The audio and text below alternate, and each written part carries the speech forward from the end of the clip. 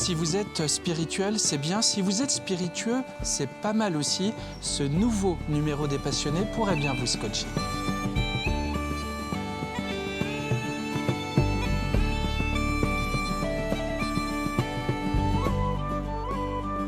Qui êtes-vous, Alain? Eh bien, Alain Lédé, donc j'ai 58 ans, je suis marié, j'ai 2 enfants, 2 filles qui sont grandes maintenant et qui vivent l'une à Blois et l'autre à Toulouse. Ce qui fait qu'avec mon épouse, donc nous on reste on est sur Chaland. Mon épouse est adjointe à la mairie de Chaland. Et puis moi, écoutez, je travaille au Crédit Agricole de Saint-Jean-de-Mont en tant que directeur d'agence, où j'ai fait toute ma carrière. Je suis président de l'association Vendée Ukraine, avec laquelle, depuis le 24 février 2022, on a une activité qui s'est accentuée et des besoins encore plus importants. Et puis sinon, autrement, quelques passions. Donc le whisky. Bien sûr, on va naturellement en parler. En parler, ouais, un peu. Et puis l'aquariophilie, j'ai un aquarium depuis une bonne vingtaine d'années. Et vous faites du vélo aussi. C'est ça, du vélo. J'essaye de beaucoup l'effort individuel, beaucoup de faire Ariégeoise, le Mont Ventoux. Il y a très peu de cols maintenant que je n'ai pas essayé de faire, que ce soit sur les Pyrénées ou les Alpes. On prend nos vacances de cette façon-là. Moi, je monte en vélo et puis après, en haut, on fait une rando avec mon épouse. Voilà, on essaye d'allier ces choses-là ensemble. Et donc, on passe des vacances sportives et sympathiques. Alain, vous habitez juste ici. Oui, on va découvrir ensemble cette passion que vous avez pour avec le whisky. Grand plaisir. Et ça fait 20 ans que ça dure. Ça fait plus de 20 ans que ça dure, ouais. Presque 25 presque même maintenant. Oui. Donc, vous voyez, comme quoi ça... Ouais. J'en ai oublié presque les dates de début. Vous habitez ici, on y va? C'est ça, on est parti. Merci.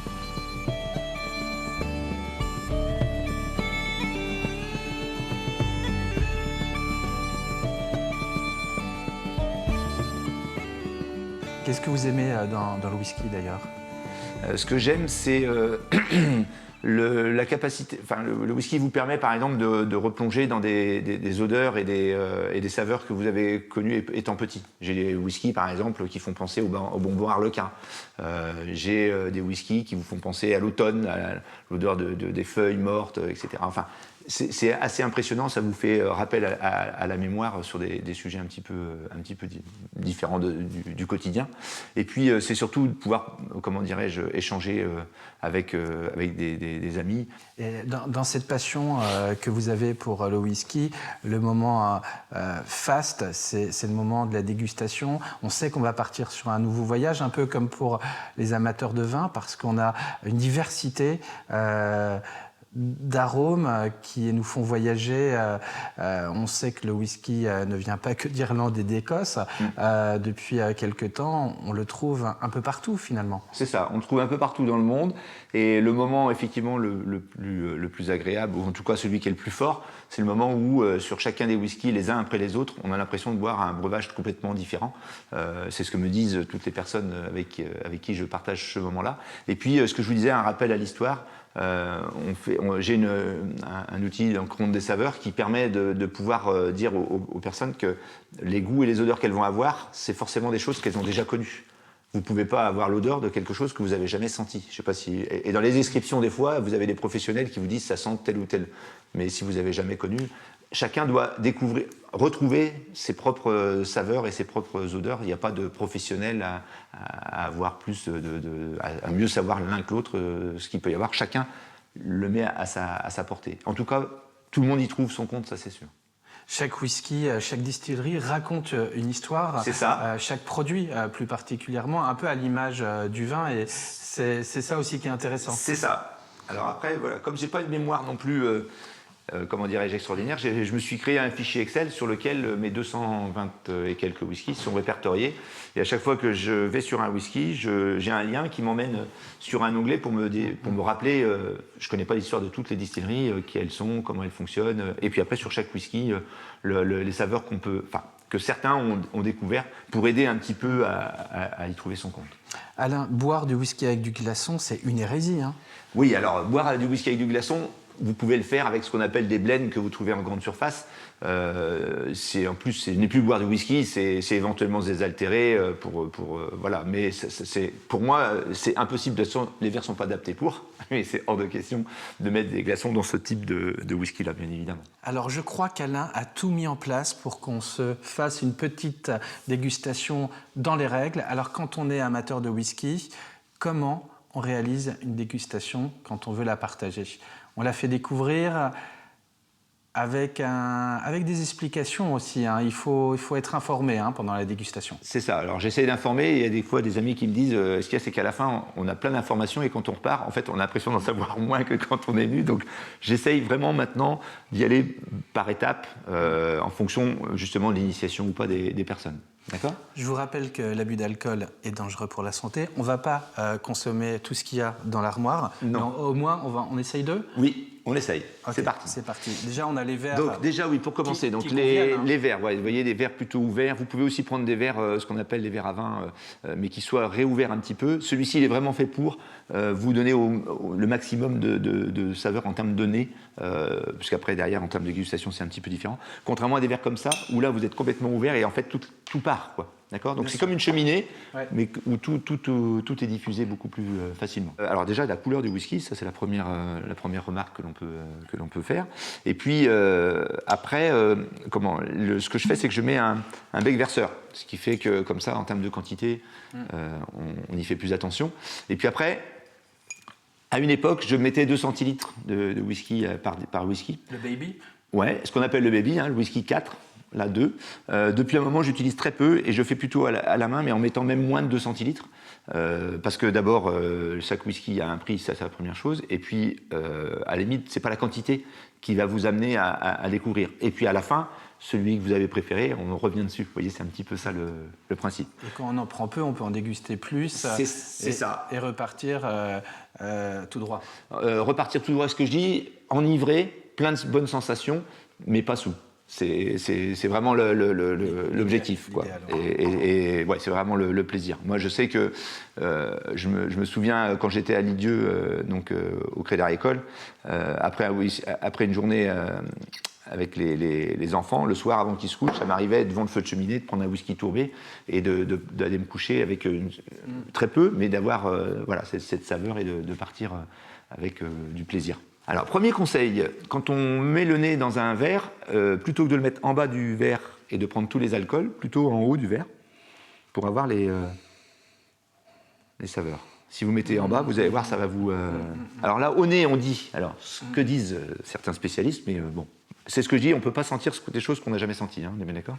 Donc, ils me disent, notes de fruits frais comme la poire, la fraise, bon là, les agrumes et la pomme, soupçon de tourbe, vanille et malt. Ok, moi je pense plus à la poire là-dedans. Poire ? Ouais. Oui, c'est vrai qu'on est... Je partage. Oui, après pas tourbé du tout. Et donc là, on est sur le Springbank 10 ans, donc je vous dis, un whisky à avoir dans sa propre... Donc on attaque la bouche pour voir ? C'est parti. Allez. C'est parti ?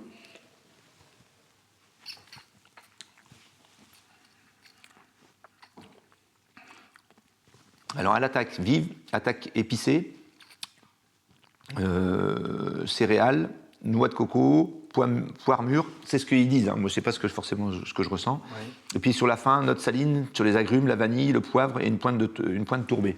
Ça vous permet de comparer un peu votre ressenti avec ce que des personnes qui l'ont goûté et qui donnent leurs explications. Sachant que sur Internet, vous regardez, chacun a son explication. On essaye de prendre après celle la plus proche, mais c'est pas toujours évident. Alors, vous en pensez quoi, Grégoire ? Je trouve qu'il a un premier nez très poire, très eau de vie finalement. Oui. Je trouve qu'on se rapproche peut-être plus effectivement d'une eau de vie, quelque chose d'assez long finalement aussi en bouche et oui. pas très opaque, on va dire. D'accord. Et pas trop. En alcool, ça va. C'est 46 degrés. Hein. Oui, en alcool, ça va. Un whisky, c'est 43, 46 degrés où ça donne le maximum de saveur. Un petit conseil, si jamais vous voulez acheter un whisky en grande surface, il y en a des très bons, c'est pas le souci. Hein. Mettez au moins à 43. Cherchez des whiskies à 43 degrés. Ils ont été forcément un petit peu plus travaillés. Il y a moins d'eau, puisque pour descendre à 40 degrés, il faut rajouter de l'eau. Plutôt sur cette base-là. Voilà. Le 10 ans d'âge, ça c'est fait. je vous propose de passer en 12 ans d'âge. D'accord ? Toujours un écossais. Toujours un écossais. Là, du coup, la distillerie s'appelle Glendullan, mais ce qui est important, c'est Gordon MacPhail, qui sont une vieille famille d'épiciers qui ont stocké dans le début du 19e siècle donc des barriques. Et puis se sont aperçus dans les années 2010 qu'il y avait ces barriques qui pouvaient comment dirais-je, donner des choses sympathiques et donc qui ont été commercialisées. Alors, je vous l'ai sorti aussi parce que la boîte est aussi assez sympa, le principe est assez sympa. Et puis alors, la particularité, c'est qu'il a été vieilli 12 ans et fini les dernières années dans du côte-rôti. Ah oui. Donc en fait, ils récupèrent ils rachètent les barriques en Bourgogne et puis ils finissent le whisky à l'intérieur. Donc là, on va sur un whisky beaucoup plus complexe que le premier, normalement. Voilà, déjà la couleur, on a foncé un peu, c'est normal, hein, parce que plus vieilli, fût de Bourbon en plus, le côte-rôti. Alors, fraises séchées, cacahuètes grillées. Alors, c'est pour ça qu'il y en a quand même qui sont forts des fois, parce que de passer de la fraise séchée à la cacahuète grillée sur le même produit, il y en a qui... Des fois, il faut faire le choix. Est-ce que c'est plutôt le fruit ? Est-ce que c'est... Je ressens plutôt l'odeur du whisky tel que je peux peut-être un peu le connaître. D'accord. Plus que celui qu'on a dégusté juste précédemment. D'accord. Bon, autant goûter. Oui, je pense que c'est une bonne idée.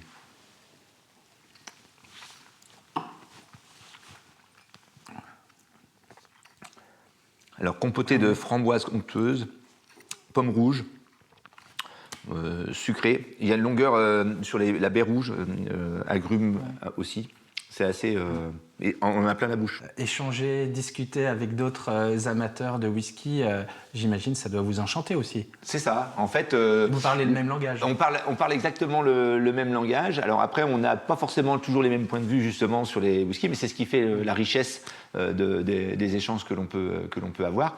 Et puis je suis abonné à plusieurs newsletters qui me permettent de voir aussi les nouveautés, les choses qui vont se faire. C'est comme ça que j'ai découvert ce whisky où l'environnement, tout ce qui touche à l'environnement est hyper important pour sa construction, y compris le recyclage de l'eau. Voilà, j'essaye de me documenter et au-delà du produit en tant que tel, tout ce qu'il peut y avoir autour de ça, quoi. La passion. Parce que pour faire des whiskies, il faut être aussi passionné.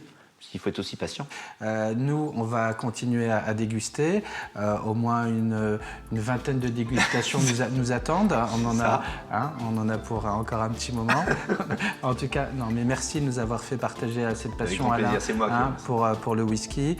Merci beaucoup. Et puis, nous, on se dit à bientôt pour une autre émission des Passionnés. Ce sera toujours, bien évidemment, sur TV Vendée.